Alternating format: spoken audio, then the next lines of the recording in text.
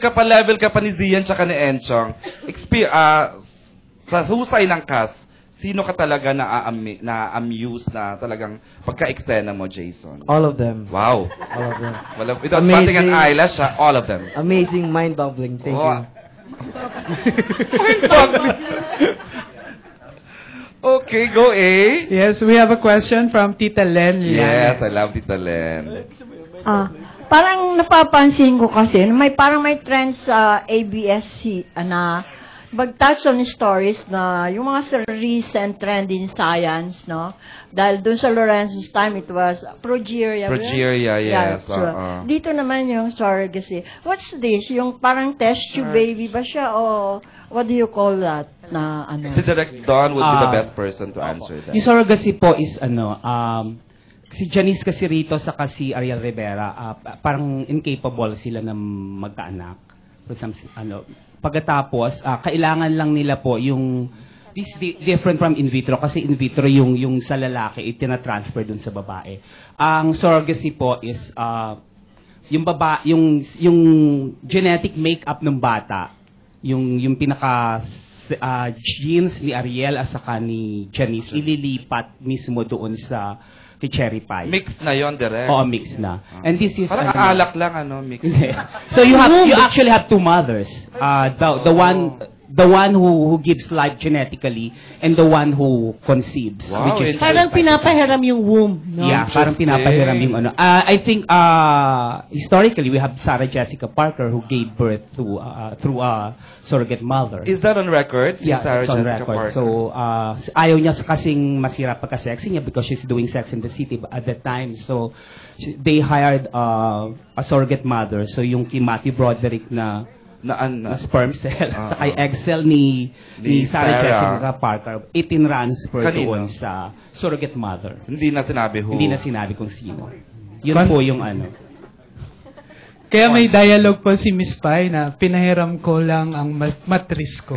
Pero hindi ko binenta ang buhay ko. Exactly. Sa trailer yon. Yeah. Tita Len, di ba interesting yung pagkaka-explain, although may mga cases na based on science talaga meron pong follow up. Distinguish yun kung yung in vitro or yung di ko sa ayun po ang difference daw. Actually, insemination. Insemination tita is the process that they use for surrogate mothers. Ayun. Okay, thank you. Now I understand. Thank you. Go ahead, sorry. Thank you, Tita Len. We have a question from the president of the Empress, Tito Junardo. JN is here. Thanks, JN. Okay, I'll impress. Wow. I would like to ask. Wow. Si Kim Chiu tsaka si Sian, since you're pairing the second time around, gusto ko lang malaman how's your working relationship now, as well as the personal relationship together again. Yun na yun? Yun na yun. Z? Siyempre sa work, we're always staying professional. We're always gonna give our 100%.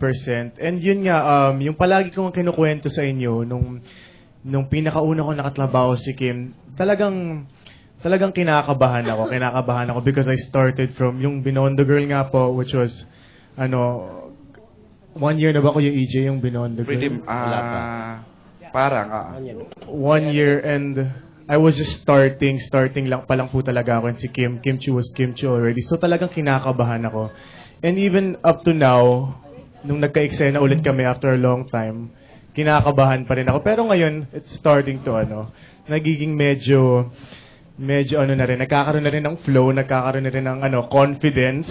Nagkakaroon na ng confidence. Pero yun, okay naman po. It's going wonderful.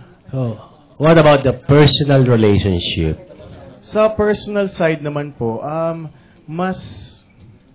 syempre sa constant pagkikita nyo, halos everyday, halos more than average na yung pagsasama namin kasi to the point, kaming lahat to the point, nagsasama na kami na wala nang masabi sa isa't isa. Parang,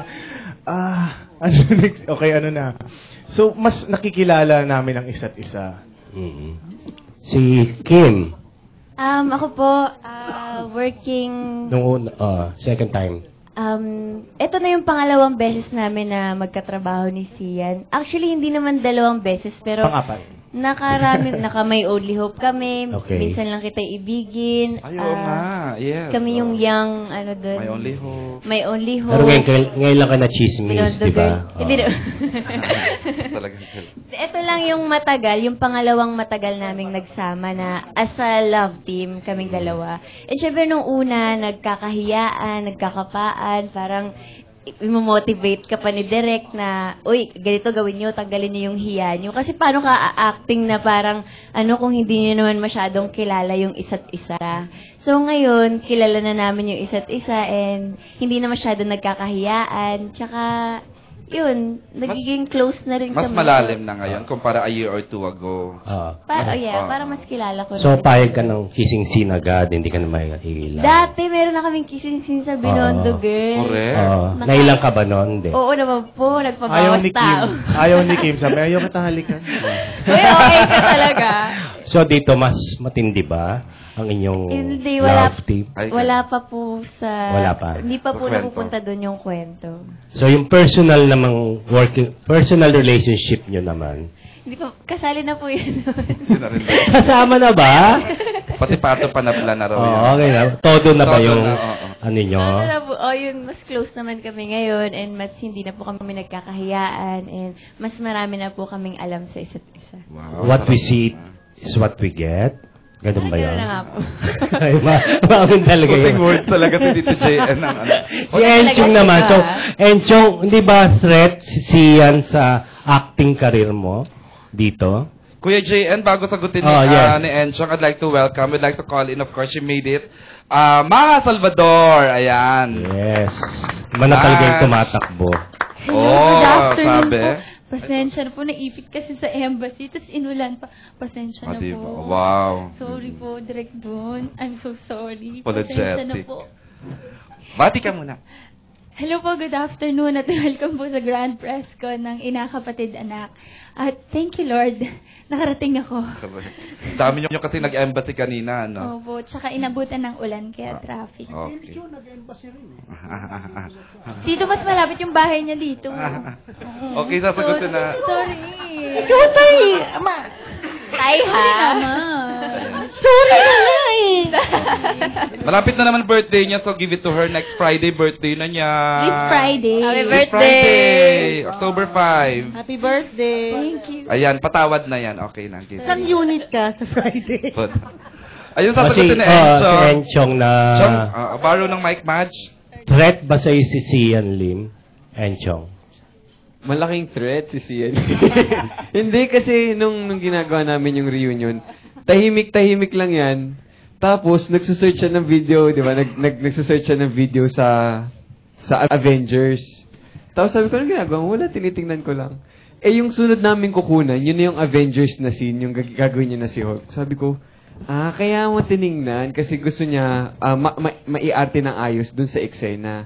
So, si Sian tahimik lang yan, pero as much as possible, pinag-aaralan niya talaga yung... Pero hindi nagpatalo si Enchong kasi nakita ko siya. Nag-video rin siya ng character niya. Ng So, may labanan sa inyong dalawa rito ngayon. Alam mo yung... Lalabanan. Hindi, Labanan sa YouTube. Parang yan ang views. hindi, yung ano lang naman, yung hindi namin kasi siniseryoso yung mga ganung bagay kasi parang matanda na rin naman kami para Hindi kaya. mag-away-away dun sa mga ganun. Kumbaga hindi na namin take it as a threat. Exactly.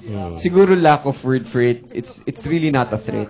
It's Okay. more of we're just really happy and taking good care of whatever we have as an artist. Okay. Siguro pag mas nag-enjoy kami ni Enchong, pag mas in-enjoy pa namin, di ba, mas magiging okay yung chemistry din sa screen kung walang competition. At saka sa involved, Kapamilya Stars, parang hindi tayo nagka-practice ng ganyan, ano? Kasi well-trained ang mga bata about Tsaka the sa dami career ng shows pathing. ng ABS-CBN, lahat kami nabibigyan. Correct, oo. Okay. So, tanong ko naman uli, Enchong, since si Maha ang kapareha mo ngayon, may attraction ba sa'yo si Maha?